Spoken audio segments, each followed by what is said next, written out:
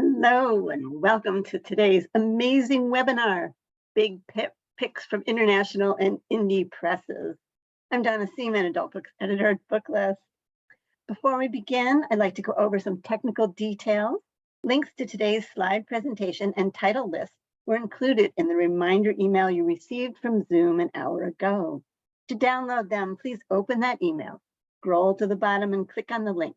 You can also download the slides and title list by copying the URL on the screen into your web browser.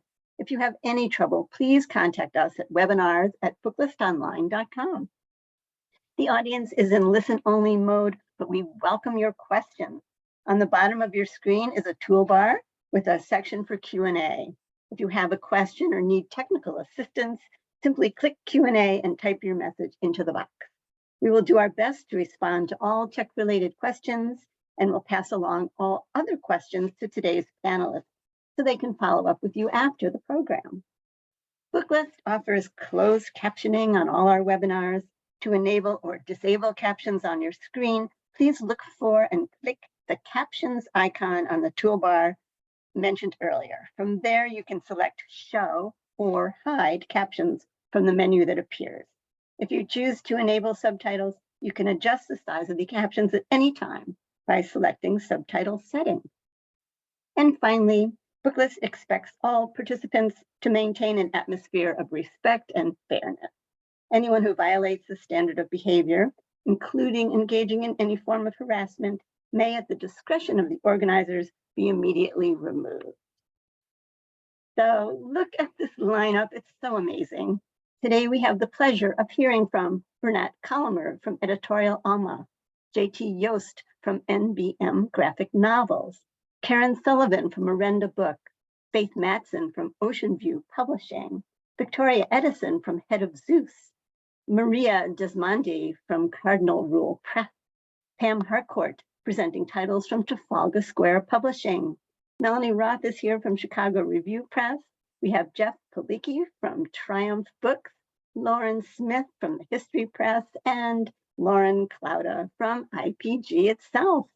We're going to begin with Lauren, who's going to give us a little introduction. Welcome, Lauren. Thank you, Donna. Hi, everyone. I'm Lauren Klauda, the Senior Director of Marketing at IPG Independent Publishers Group.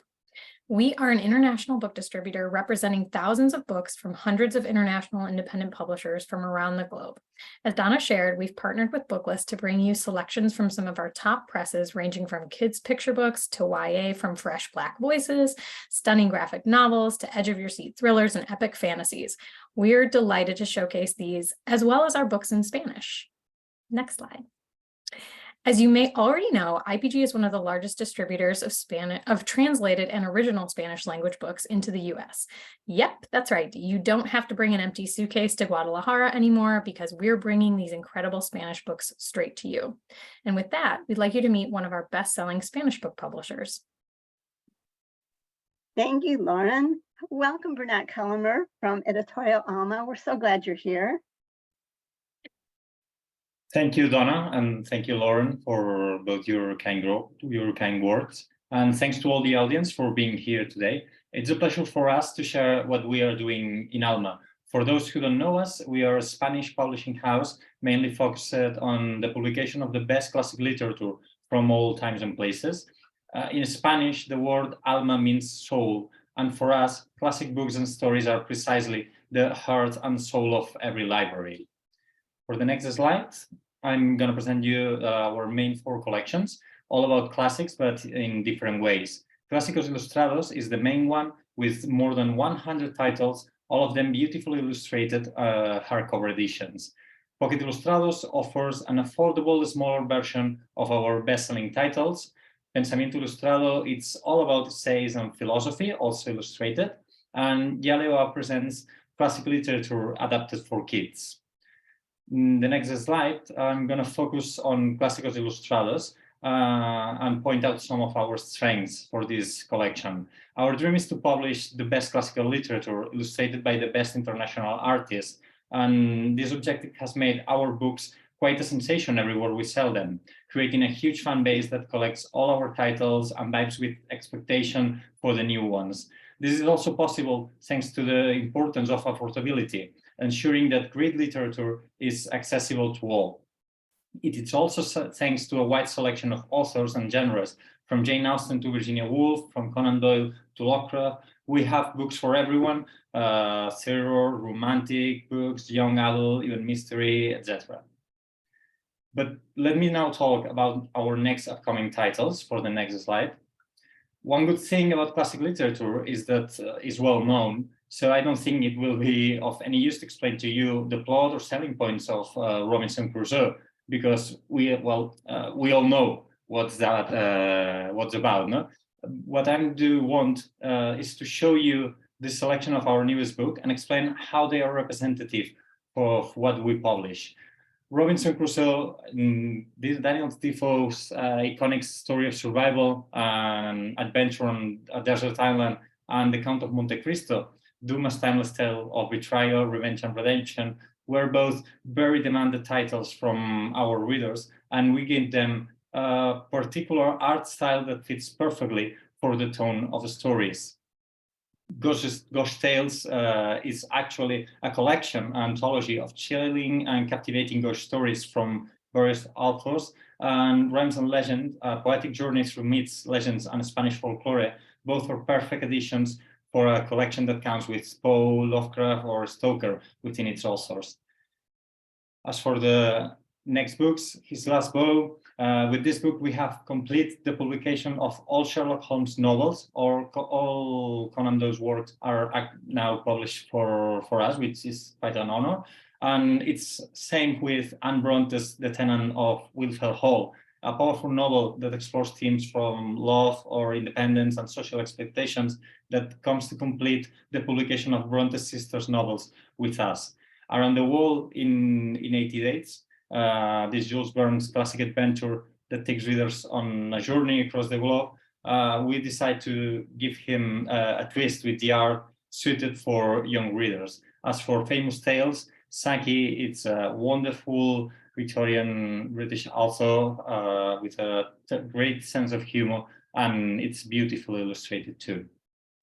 To finish, for the Pocket Illustrado, I just want to state that our paperback versions of the main collection, but with all the same content, illustrations, great translations, and everything that makes the main collection a great product. It has a good mix of renders and titles as well. All of them are bestsellers, our best-selling titles for sure. So in conclusion, we think of ourselves as not just a publishing house, but also a wall of great literature and artistic beauty. I hope you decide to take a look at our books, because I'm sure you will enjoy them very much. That was wonderful. Thank you so much for that. It's wonderful to see the classics. Next up, we're here from JT Yost from NBM Graphic Novels. Take it away, JT. Thank you very much. Believe it or not, NBM is America's first graphic novel publishing company, founded in 1976.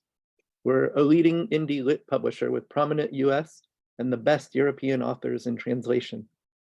We've been greatly expanding our nonfiction catalog, as well as with biographies, including the Beatles, David Bowie, Willie Nelson, to Thoreau, and Alfred Hitchcock. On our first slide here, we have a book coming out in November. It's Red Harvest, a graphic novel of the terror famine in Soviet Ukraine. It's written by Michael Cherkis, who is a Ukrainian Canadian.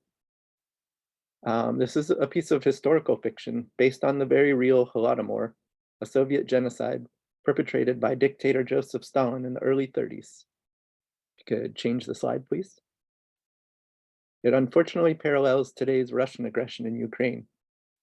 Cherkis used a very different drawing style than the blocky noir style in the Silent Invasion series we published previously. This is a more immediate, scratchy indie style, reflecting the frantic nature of the subject matter. Okay, and next book we have Queen in Comics. This was released last month and it's available now.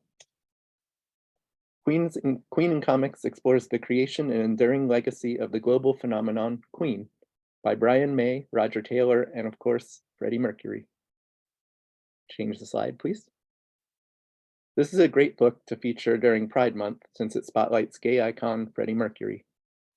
It's part of NBM's Bands in Comics biography series.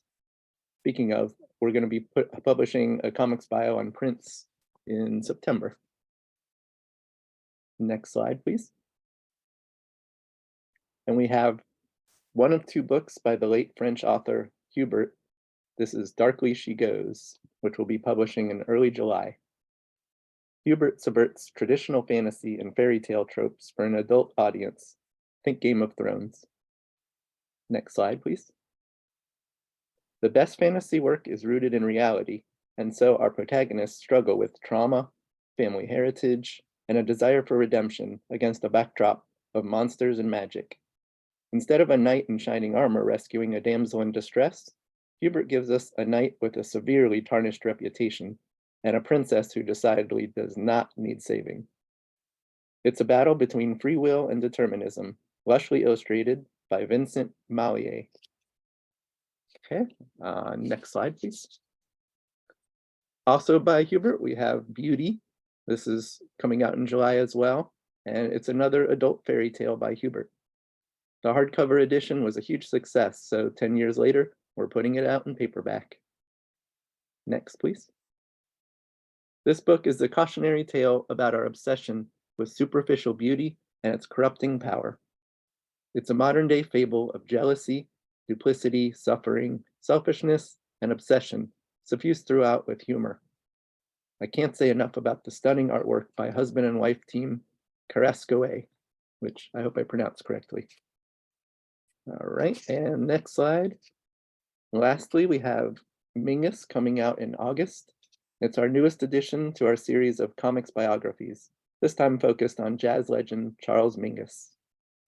Next slide.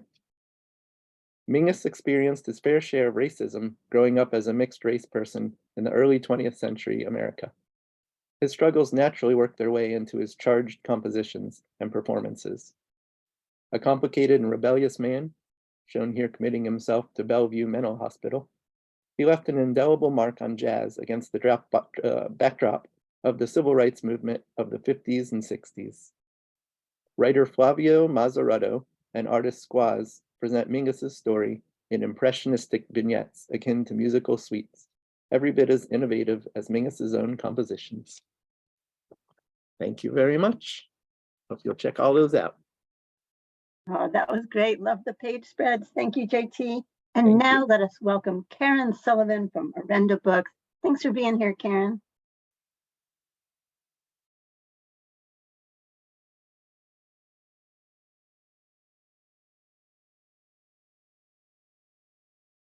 Karen, you are muted. Could you please unmute? Sorry, we'll start again. Sorry, Karen Sullivan, publisher and founder of Orenda Books. We're an independent publisher based in London, and we publish literary fiction with a heavy emphasis on crime thrillers, and about half the list is in translation. We're starting here with The Bleeding. Queen of French noir, Johanna Gustafson's bewitching, dazzlingly dark Gothic thriller, The Bleeding, is first in a series. It sweeps from Belle Epoque France to post-war and then modern-day Quebec. It's an exceptional historical thriller, which has been a #1 bestseller in Johanna's native France and a top 10 digital bestseller in English worldwide, as well as a Times Book of the Month. Change the slide. Featuring 3 women in 3 different eras with one extraordinary mystery at its heart, The Bleeding has a breathtaking twist: black magic, spiritism, and on the outside, gold foil and embossing and sprayed edges. It's lush inside and out, and a must for crime and historical fiction readers. Change the slide. The Times calls international best-selling Finnish author Antti Tuomainen the funniest writer in Europe, and his brilliant thriller, The Moose Paradox, book 2 in the Rabbit Factor trilogy, is as darkly funny and uber tense as they come. Change. The series is in production for the screen with Amazon Studios, starring Steve Carell, and sees insurance mathematician Henry faced with heart-stopping challenges as he attempts to calculate his way out of chaos, running his dead brother's adventure park. With all the poignancy and humor of Frederick Backman and Carl Hyacin, this is wry, wise, and laugh-out-loud funny. Now published in 30 languages with over 5 million copies sold worldwide, The Moose Paradox is literally this year's moose read and a joyous antidote to troubled times. Change. A Canadian now living in Australia, award-winning Paul Hardesty is one of the world's leading environmental scientists, and The Forcing is a powerful, poetic, visionary, and thought-provoking climate emergency thriller. Change? Set in the USA and Canada, in a future world decimated by climate change, a government of youth has taken over and exiled everyone older than a prescribed age to the inhospitable desert. And from there, a disparate group makes a break for freedom. This has a huge The Last of Us vibe, as people struggle to survive in a maimed land. And this book was the Times and Sci-Fi Now Book of the Month, with an auction ongoing for major motion picture rights. Change? Michael Grothaus is an American author and tech writer living in the UK, and it's impossible to describe the genre-defying, beautiful, shining people in a way that does its beauty, its compelling themes, its originality, any justice. It's sci-fi, literary fiction, upmarket speculative fiction, and simply exquisite. So it's 30 years in the future, John, a damaged teenage American tech prodigy with a devastating secret, meets an enigmatic waitress, Neotnia, in a quirky backstreet cafe in Tokyo. Neotnia hides a secret of her own, a secret that will take them from the neon streets of Tokyo to Hiroshima's tragic past to the snowy mountains of Nagano. It was an SFX and Sci-Fi Now Book of the Month, with deep fakes, robots, and a vision of our future blended with an intense and immense themes. This is sort of epic in a Lord of the Rings kind of way, and widely compared to David Mitchell and Toshikazu Kawaguchi. Change? 30 Days of Darkness is a darkly funny debut thriller by Danish screenwriter Jenny Lund Madsen, winner of Denmark's Crime Novel of the Year and currently in production with Netflix. This is the first in an absolutely brilliant new series that is as funny as it is dark and twisty, atmospheric Nordic noir. A snobby literary author is publicly challenged to write a crime novel in 30 days. Forced to accept, her editor sends her to a tiny isolated village in Iceland where she finds a body. This was the Times Crime Book of the Month in May, the ultimate in meta crime fiction a la Anthony Horowitz, and it absolutely skewers publishing and the whole genre versus literary fiction debate. Think Fargo meets Twin Peaks meets Miss Marple. Next, out next week in the UK is Mistress of Victoriana, Essie Fox's intoxicating Victorian novel, The Fascination. This is a glorious, glittering evocation of Victorian London and its obsession with human curiosities. It's visceral, exquisitely written, populated by superbly drawn, almost Dickensian characters. Essie's previous books have been shortlisted for the British Book Awards, appeared on a UK TV book club, and sold over 100,000 copies. And The Fascination transfixes like an adult fairy tale while exploring universal themes of love, loss, the power of redemption, and what it means to be unique. With gold foil embossing beautiful sprayed edges, and with a Laurel Purcell meets Sarah Waters meets A.S. Byatt prose and plotting, we're expecting it to go straight onto the bestseller next week. And our last title for you today is a prequel to one of our best-selling Nordic noir series, the Forbidden Iceland series by Icelandic author Eva Björg Ayesdottir. Despite having her first two books published in full lockdown, Eva has gone on to sell 200,000 copies of this series in English alone across all formats. This is Succession meets And Then There Were None, set in Iceland's remote lava fields during a snowstorm, as a wealthy family gathers for a reunion and one of them ends up dead.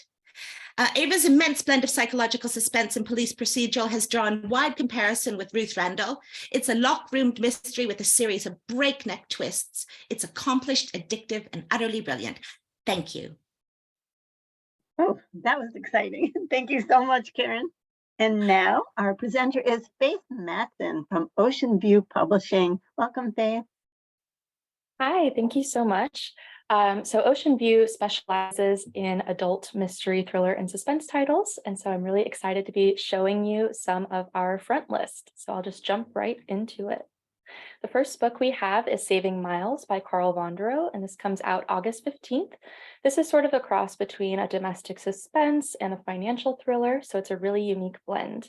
In this book, Wade, a respected banker, learns that his teenage son snuck off to Tijuana to buy drugs and was kidnapped. Wade must work with a shady bank to secure the ransom, but when he makes a deal with the bank owner, who has been aiding in getting his son home, Wade realizes he's wrapped up in more crime than just a kidnapping. He's now indebted to a cartel. And Carl has a really unique background that lends itself well to this book. He's a former banker and an anti-money laundering specialist turned crime fiction writer. His debut thriller, Murderabilia, won the Best Debut Mystery Award from Left Coast Crime and the San Diego Book Award for Best Mystery. He lives in the San Diego area, which is where this book is primarily set. Some of it's in Tijuana, but readers will definitely relate to the dysfunctional family in this book. It's a great read, and we think it's perfect for fans of Harlan Coben and Lisa Scottolini. And then next we have Remy Bone by William L. Myers Jr. This is coming out September 19th, and this lies at the intersection of crime thriller, dark comedy, and heartwarming family story. So it's another very unique blend, and it's very much so written in the style of Elmore Leonard. So in this book, Remy Bone is a mechanic, a single father, and now he's a dead man walking. After being diagnosed with heart failure, Remy agrees to a gun for hire scheme targeting drug dealers to stockpile money for his daughter's education. With the police and seedy criminals hot on his trail, Remy races to earn enough money, all while ensuring he dies with a clean record. And William L. Myers Jr. is probably best known for his best-selling legal series called Philadelphia Legal. He also has a really wonderful psychological thriller that he put out with us last year called Backstory. And so this is sort of his first foray into the dark comedy thriller space, but he does it beautifully. It's such a fun read. As Lee Goldberg puts it in that blurb that I put on the slide, it definitely bulldozes through the tropes of the genre. A super fast-paced and funny read, great for fans of Elmore Leonard and Carl Hiaasen. And then next, we have Incentive for Death by James Spoonhour. This comes out October 3rd, and this is a debut novel, and it's a police procedural set in Washington, D.C. Could selling a life insurance policy to investors be a death wish? A string of mysterious deaths brings a viatical company under scrutiny by D.C. investigators Mac Burke and Oliver Shaw. As the bodies pile up, Mac and Oliver must find out who's paid each time a person dies before more deaths turn into paydays. Now, this is a very classic police procedural, but it does have a pretty unique plot and just really fun characters. And James Spoonhour, it's his debut novel, so he hasn't written anything else yet, but he has a unique background. He worked in special investigations for the Air Force, and he was even assigned to the Pentagon. He also had a really long legal career, and now he lives in North Carolina, but this book is set in Washington, D.C. It's a really great police procedural and great for fans of Robert Dugoni and John Sanford. And then the last book that I have is called Rumor of Evil. It's by Gary Braver, and it comes out October 10th. This is currently a standalone mystery, but it has strong potential for a series. And in this book, detectives Kirk and Mandy are called to investigate an apparent suicide, but they soon discover that the case may connect to the mysterious death of a 16-year-old Romani exchange student who died 2 decades ago in a treehouse fire. Could the girl's gypsy powers have scared her peers? Kirk and Mandy have to figure out how it all adds up before the body count rises. So this is another sort of classic police procedural, but it's written from multiple points of view, and it bounces back and forth between a couple of different timelines. So it's pretty unique, and it does feature social issues. So it's a really unique police procedural. And Gary Braver is the best-selling and award-winning author of 10 critically acclaimed mysteries and medical thrillers, including Elixir, Gray Matter, Choose Me, which was co-written with Tess Gerritsen, and Flashback, which is the first thriller to have won a prestigious Massachusetts Book Award. He has taught literature and fiction writing at Northeastern University, as well as at workshops and conferences around the world. Rumor of Evil is his latest novel, and we think it's wonderful for fans of Stephen King and Tess Gerritsen. All right, that is everything that I have. Thank you so much for listening. All of our titles are available on Edelweiss and NetGalley if you'd like to download them and read them there. If you have any questions, feel free to reach out. I'm happy to chat. Thank you. Oh, thank you so much, Faith. Great crime fiction. All right, we now have Victoria Edison from Head of Zeus. Thanks for being here, Victoria. Hi. Yeah, so I'm Victoria from Head of Zeus, which is now part of Bloomsbury Publishing. We're a London-based independent publisher of genre fiction, narrative nonfiction, and children's books, and I'm really pleased to be talking about 6 of our new fiction titles. So I'm going to start with City of Last Chances from the award-winning sci-fi and fantasy author Adrian Tchaikovsky, author of the best-selling novel Children of Time. This is a dystopic industrial fantasy with elements of horror. It's set in Ilmar, which is a city in the process of being colonized by invading people and on the verge of revolution. The book feels like you're reading about an industrial factory town under occupation until you come across the Anchorwood, which stands just on the edge of Ilmar. And if you visit there when the moon is full, it turns into a magical portal that can take you to another land. There are fantastic characters, priests, gods, demons, academics, immigrants, and sorcerers, all wonderfully drawn, and each take a turn at narrating the story for you. And this would suit readers of Ben Aranovich and Joe Abercrombie. The finished book looks gorgeous. It's got gold foil on the cover. I don't think the JPEG really does it justice, and lovely maps inside. We've had some fantastic reviews from the trade, and he's recently been awarded Best Novel at the British SF Association Awards. And just to note that book 2, The House of Wounds, is going to be coming out in the US next March.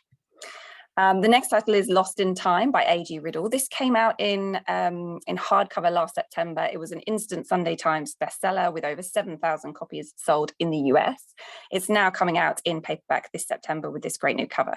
So this is in part a time travel story, part locked room murder mystery, and part Triassic dinosaur adventure.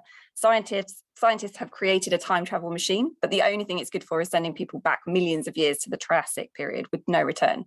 The story revolves around one of the scientists who has been framed for murder and is sent back to the Triassic to battle dinosaurs and fight for his life. In the present day, his daughter Adeline must solve the crime and figure out how to get her father back from the past without destroying the future. This is very much for readers of Michael Crichton, Dan Brown, and Diana Gabaldon. We've had some excellent reviews for this, and we'll have an online marketing campaign running for the paperback, which includes book drops near dinosaur-themed locations in the US, so look out for any near you. The next title is The Last True Templar. This is book 2 in our Tales of the Lawless Land series. It's a thrilling historical adventure series from brother and sister duo Beth and Boyd Morrison, set in 14th century Europe. It follows on from the first book as our English knight Gerard Fox and the ever-resourceful Willa, who I like to compare to a medieval Lara Croft, find themselves on a dangerous quest for the fabled lost treasure of the Knights Templar. Boyd Morrison is a New York Times bestselling author, having collaborated on 6 novels with Clive Cussler, and he lives in Seattle. Beth Morrison is the senior curator of manuscripts at the Getty Museum in LA and has curated major exhibitions there. They've very much written this as a team, with Beth focused on the historical research and Boyd very much on the adventure. This is, as you would expect, for readers of Bernard Cornwell, Clive Cussler, and has strong endorsements from the trade and their peers, including Lee Child, who compared the character of Gerard Fox to Jack Reacher some 700 years back. And just to note that the authors will be signing books 1 and 2 at the ALA next week at 1 p.m. on the IPG stand. So if you're there, please go along and have a look. The next title is The Weather Woman, with this gorgeous cover. This is the new novel from best-selling children's and adult fiction author Sally Gardner. This is a blend of fantasy, romance, and historical fiction. It's set between 18th and 19th century London and opens on a completely frozen River Thames, where we meet a little girl called Neva and learn of her extraordinary gift that she can predict the weather. As she gets older, she realizes she needs to keep this gift as a secret and devises a machine that allows her to predict the weather without being seen. But when Neva falls in love, things take a turn and everything she's worked towards is put in danger. This is so beautifully written, with gorgeous descriptions of the way Neva sees the sky and the weather and grips you from the very first page. It has a mix of science and the supernatural. There's romance, there's scandal. It's perfect for fans of fantasy and historical fiction. And good comps for this would be Bridget Collins' The Binding and Jessie Burton's The Miniaturist. Then The Words of Kings and Prophets. This is a powerful new historical fantasy novel from Shauna Lawless, the sequel to The Children of Gods and Fighting Men.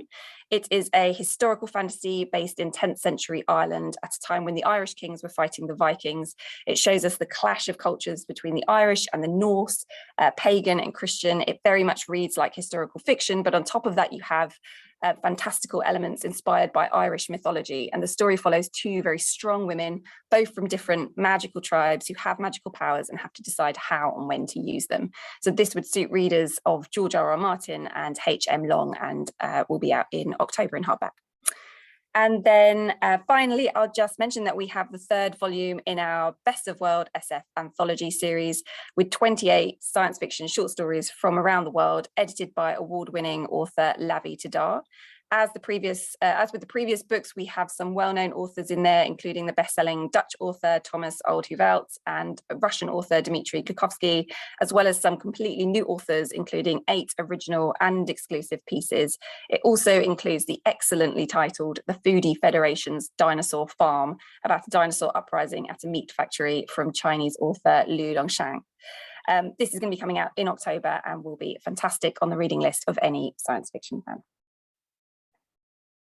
All right. Thank you so much, Victoria. You guys are doing amazing presentations. I know it's a lot of work. Next up, we're so pleased to have Maria Desmondi from Cardinal Rule Press. Take it away, Maria. Great. Hi, everyone. Who we are a publishing company, traditional company here in Southeast Michigan. We produce a select number of books each year. Our books are in hardcover for library bound and soft cover, and we only focus on realistic fiction.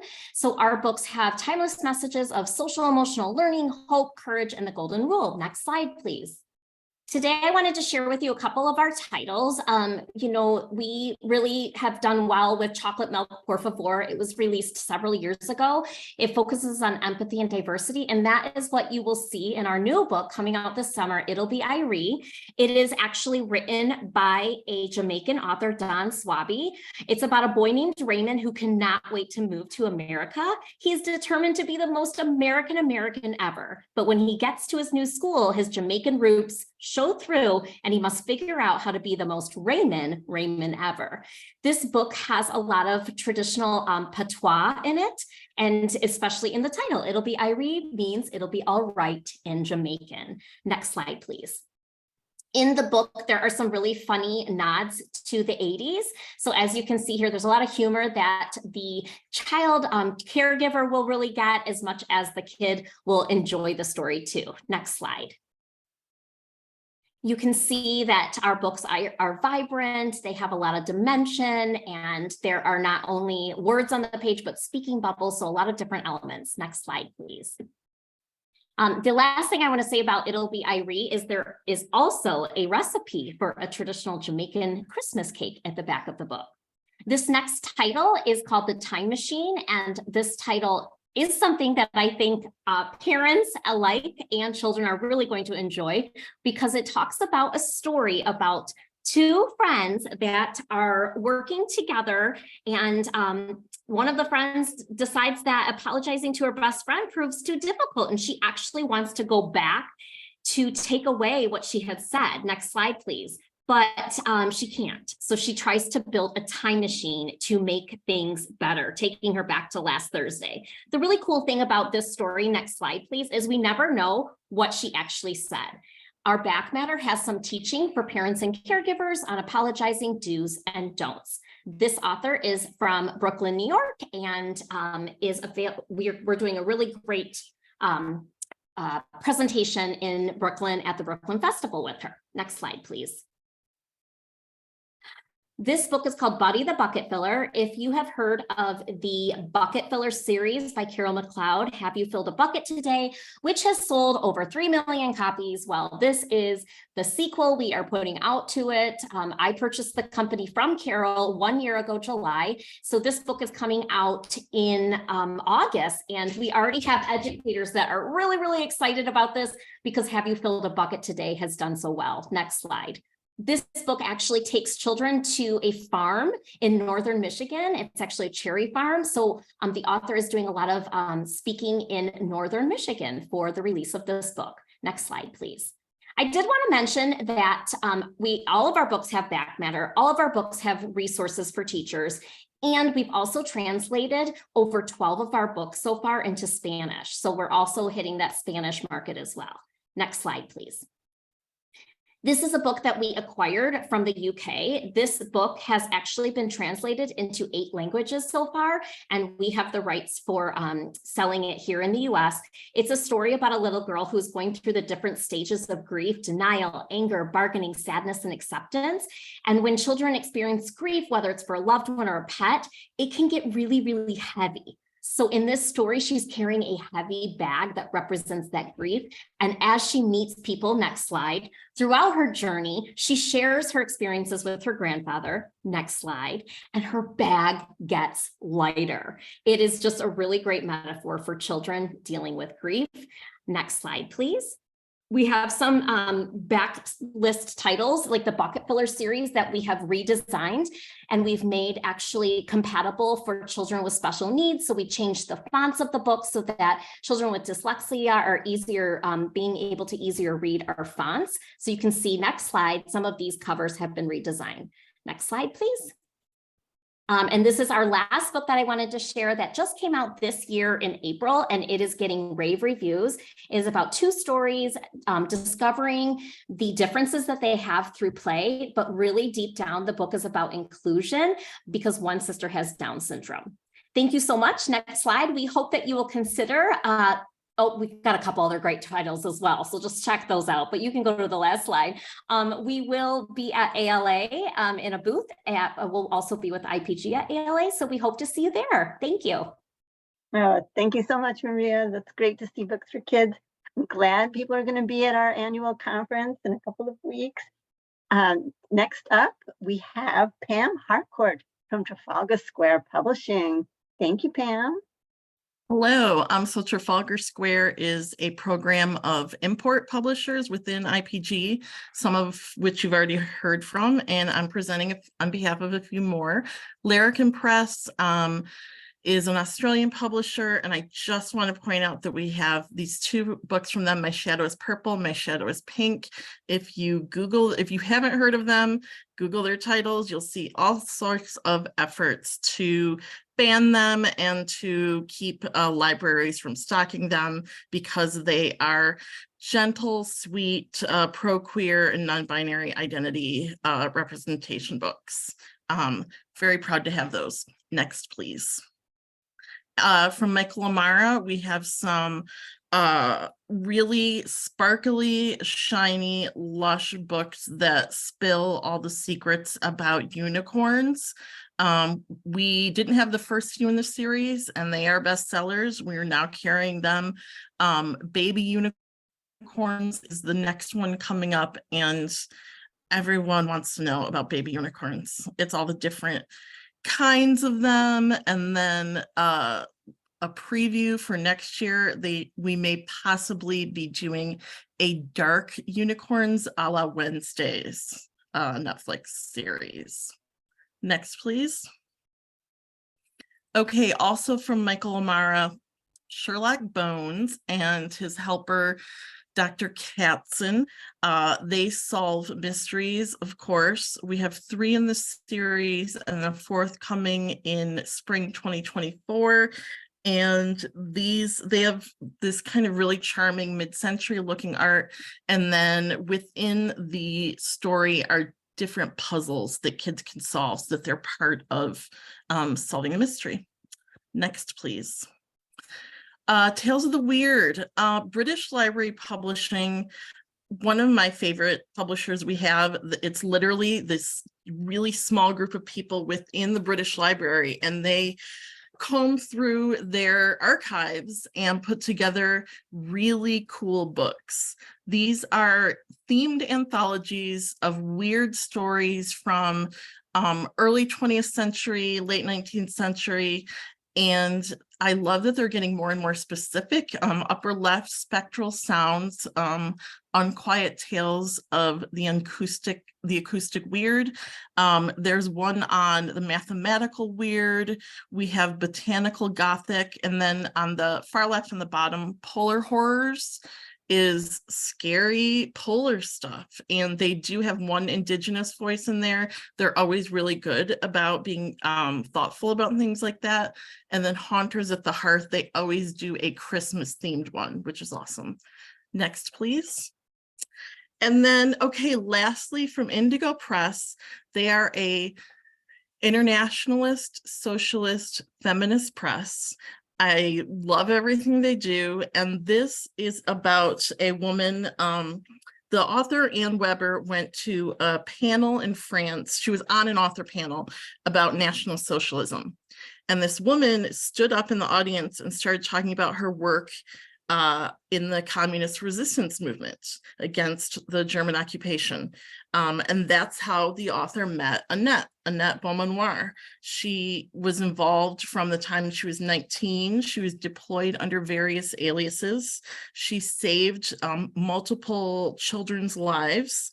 After the war, she started a family, became a neurophysiologist, and then in the 50s, she became aware that the French military was torturing Algerian prisoners, and she rejoined the resistance, this time against the French state. She was like, I could not stand by a second time when something similar was happening. She got 10 years, sentenced to 10 years of imprisonment. She escaped from France, left her family, ended up working to create a national healthcare system in the newly independent Algerian government until there was a coup and she had to flee. So she's had this totally wild political life. The author, Anne Weber, wanted to write something about her. She couldn't decide, fiction, memoir, biography. And then she realized there is a literary form for heroes, and that is the epic.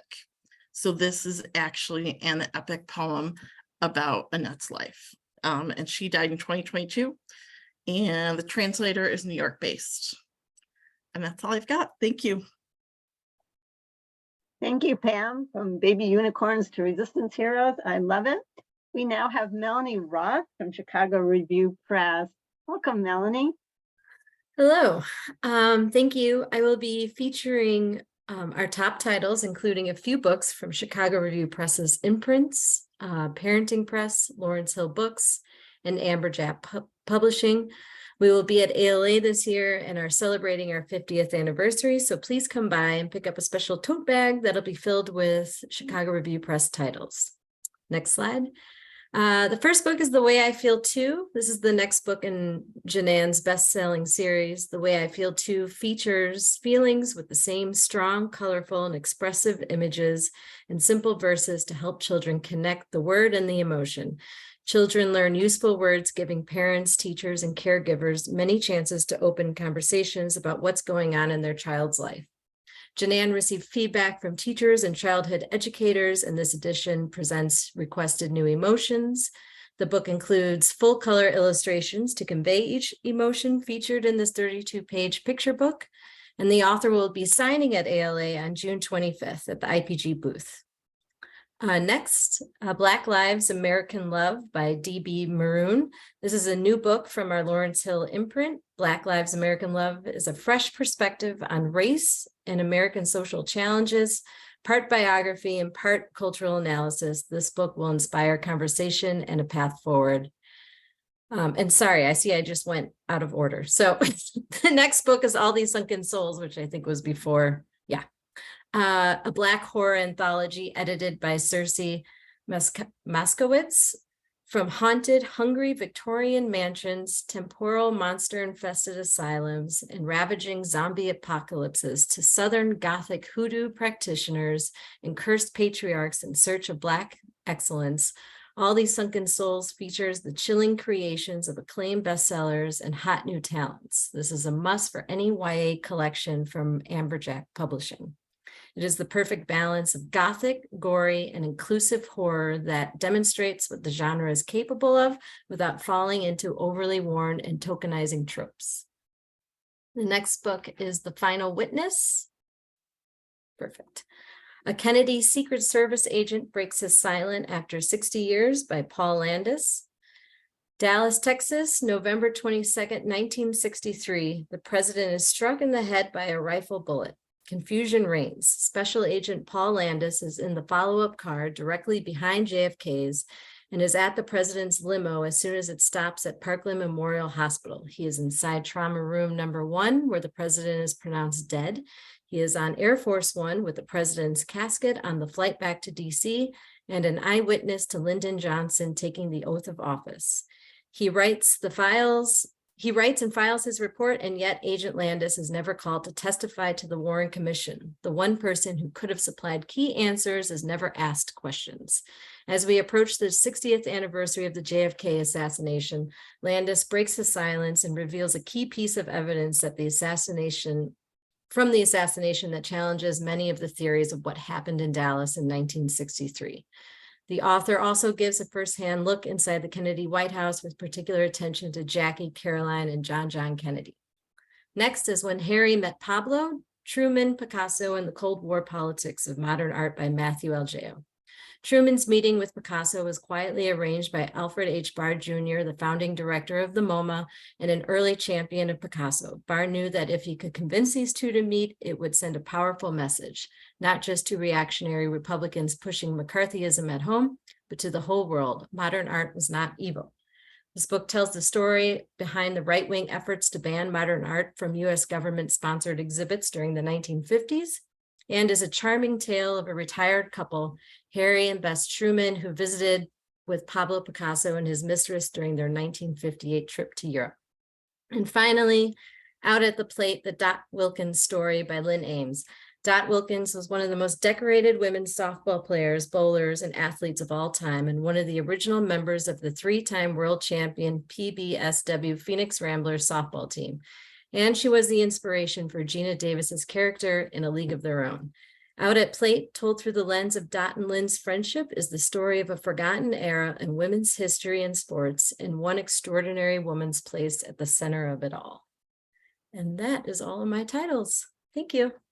That's great. Thank you so much. And 50 years, yay. All right. Now we have Jeff Palicki from Triumph Books. Jeff, we're so glad you're here.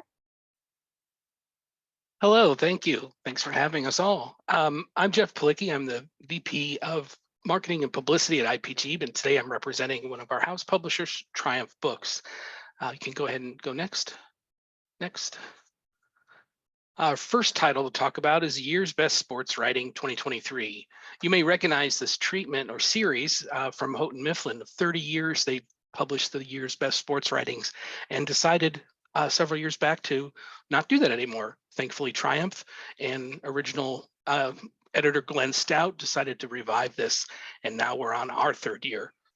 What you find collected in here are articles from the usual suspects, ESPN, The Athletic, Sports Illustrated, but it also includes contributors from the New Yorker, The Atlantic, Axios, GQ, Wired, and the Washington Post.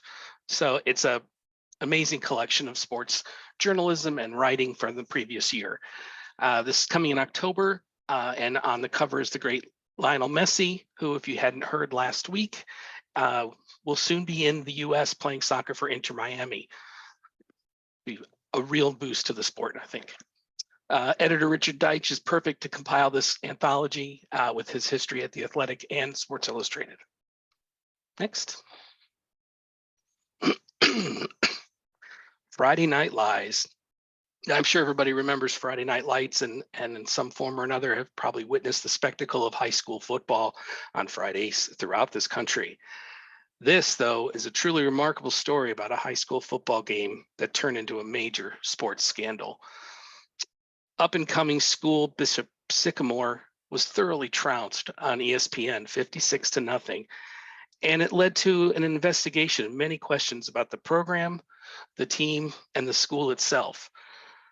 Co-author Ben Furey was a whistleblower, and along with the journalist Ben King, bring this full story to light in this book.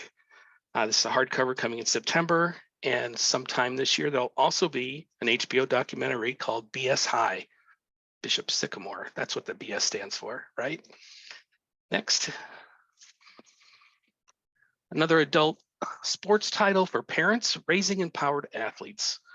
This book addresses a major concern for parents: how to balance school, sports, and their child's self-esteem as they grow up. Kirsten Jones, former D1 athlete, a volleyball player, and now a parent as well as a performance coach. Also has a successful podcast with a very easy name to remember based on this. It's called Raising Athletes. Just to give a quick sense of the audience here, there's 45 million kids playing youth sports every year. And families spend around $30 billion to support those efforts. As you see on the slide, there's lots of questions that parents and kids have. How young should they start playing? How serious should they get? Do they travel? Do they stay in the local leagues? All this and more is covered here, and this book will definitely help parents raise young athletes who are confident, resilient, and successful on and off the field. Next. We have 2 children's books to present too. I think some very compelling stories as well. Rising Above is a picture book biography, really, of the first non-white athlete to play in the NBA, Wataru Watt Misaka. As a Japanese American during World War II, Watt faced intense racism, ultimately became a symbol of hope for those incarcerated in internment camps.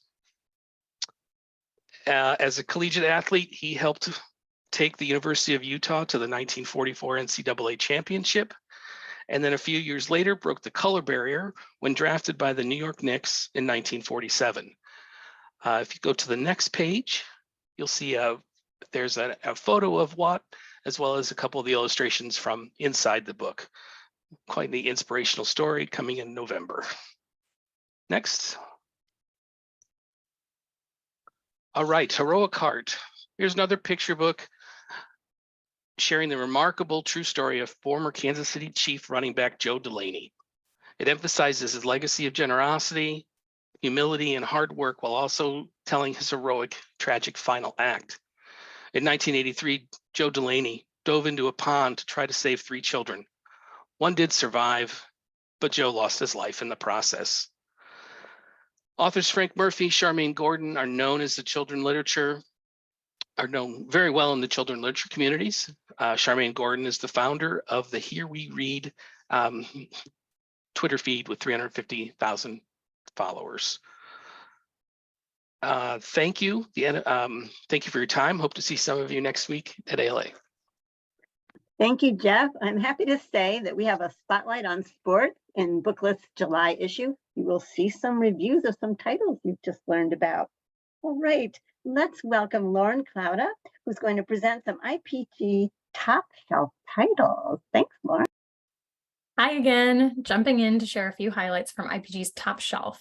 Titles voted as our very best of the season by IPG's sales, marketing, and publicity teams.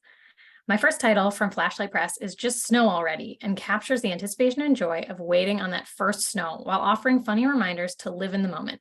It's the first story written by Howard McWilliam, who you may recognize as the award-winning illustrator of several beloved best-selling picture books, including the I Need My Monster series.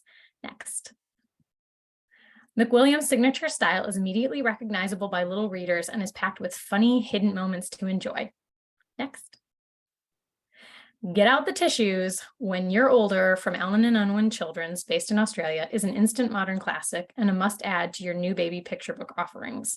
An older brother sits beside his newborn baby brother, describing all the fun they'll have together when the new baby is older. Next.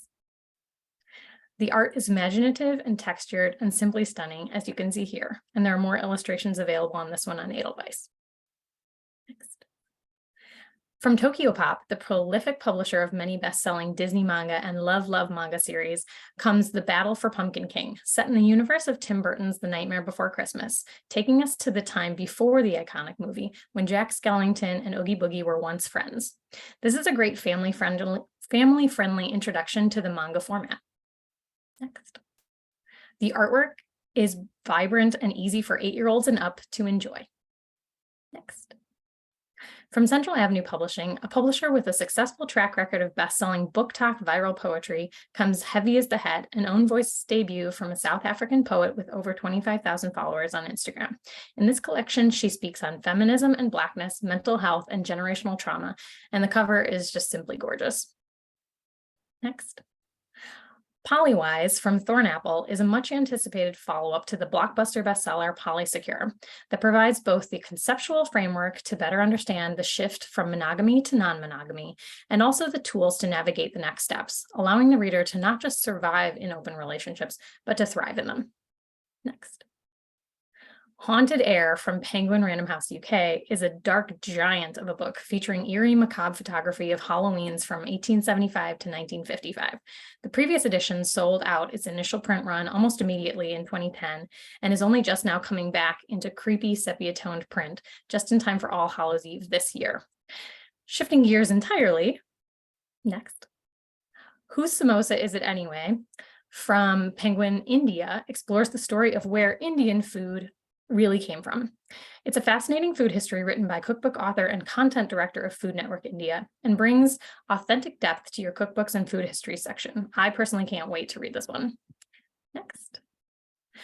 From One of Your Own comes On Censorship, a public librarian examines cancel culture in the US from Fulcrum Publishing. With the terrifying rise in book bannings across the US, James LaRue examines how we got here and what's really behind the push to censor books and deny access to them. James will also be signing this book at the IPG booth at ALA, so come by and grab a copy.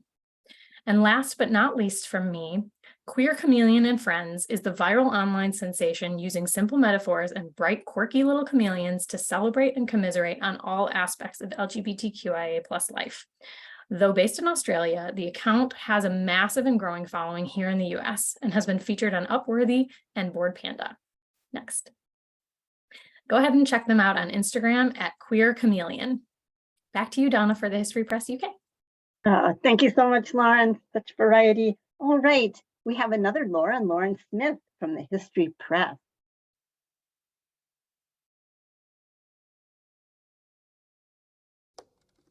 The bottom line is you're going to absolutely hate this. We've had some very serious pressure from the UK government and the Bank of England about pushing our libels lower.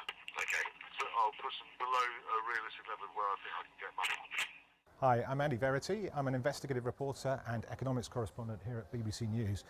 I've been here since the 20th century, and that tape you just heard is one of the most incendiary pieces of evidence I've ever come across. Both the UK and US authorities knew about it, and when I dug it up 5 years ago, we put it on a documentary and it made news on both sides of the Atlantic. I have exclusively all the personal stories of those traders and also the culprits behind the cover-up.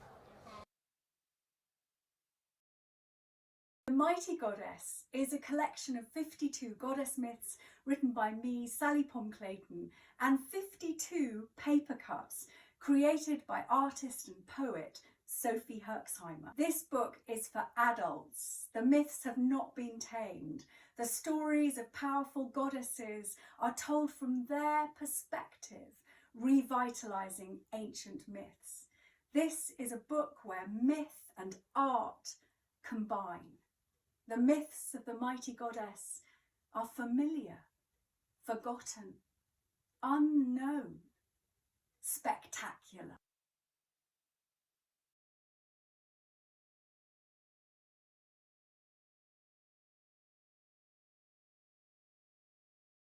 The Prince and the Plunder by Andrew Heavens. Part revisionist history, part treasure hunt.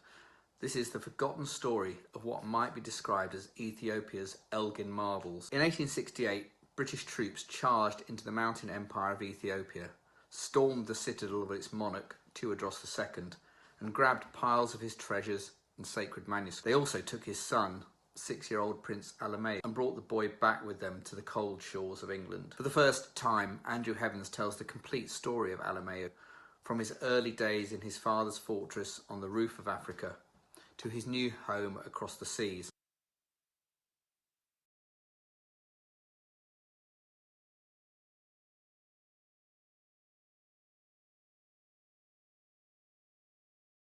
Hi, I'm Jess Baker. And I'm Rod Vincent.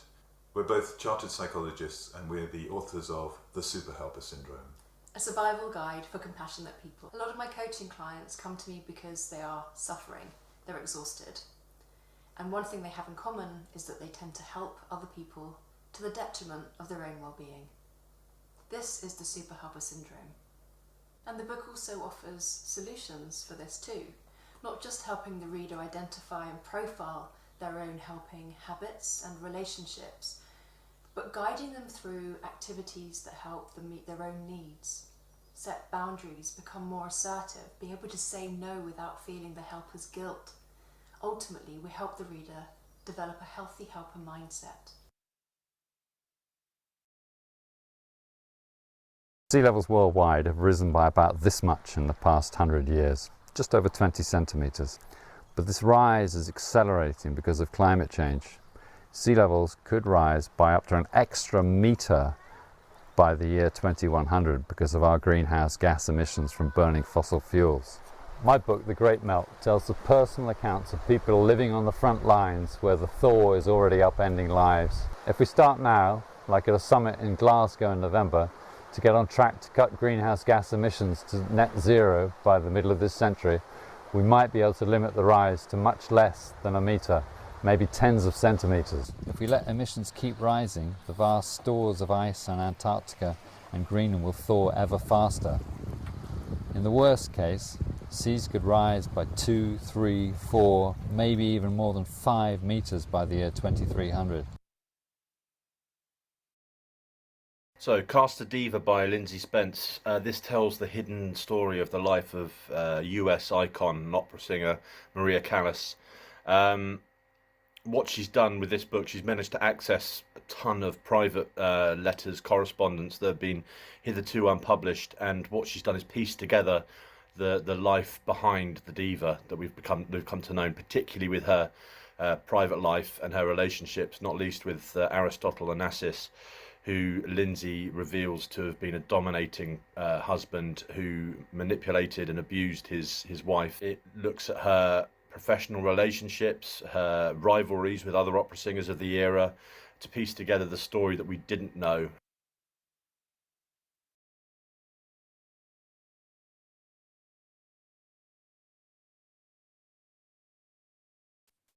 And that concludes the titles we're excited to share with you all. But this doesn't have to be the last time you see them, because we'll have a big booth at ALA Annual in IPG's hometown of Chicago next week. Please do stop by booth 4829 and 4729 for author signings, giveaways, and themed tote bags stuffed with free books. Next. We make all of our catalogs available on Edelweiss for your perusal, where you can also download DRCs of our top titles and see marketing plans, reviews, and much more. You can also find many of our books on NetGalley. Next. Lastly, the books, or I should say, thank you so much. The books you saw here today, as well as all of the books that IPG represents, are available through your preferred wholesale partner or direct from IPG. You can also get in touch with our sales team to request custom lists of recommendations for your libraries. Lastly, please find us on the socials as we post endearing book talks and share our favorite staff picks on Instagram and elsewhere. On behalf of our publishers, thank you so much for tuning in today. Happy reading. All right. Thank you, everyone. You did a great job. We did it. Yay. Tomorrow, all attendees will receive an email containing links to today's video recording, the title list, the slide presentation, and a certificate of completion. For more about Booklist webinars, be sure to visit us online at www.booklistonline.com/webinars. You can find archives of past webinars and register for upcoming webinars like the ones you see here. As Lauren mentioned, ALA's annual conference is in our hometown of Chicago, and Booklist has tons of panels, award shows, and giveaways happening all weekend long, including a Friday giveaway with our friends from Chicago Review Press and Triumph Books. Please stop by booth 3729 for details. See you there. Thank you for joining us for today's wonderful webinar. One more huge thank you to our panelists and to our sponsor, IPG. This concludes today's webinar. See you next time.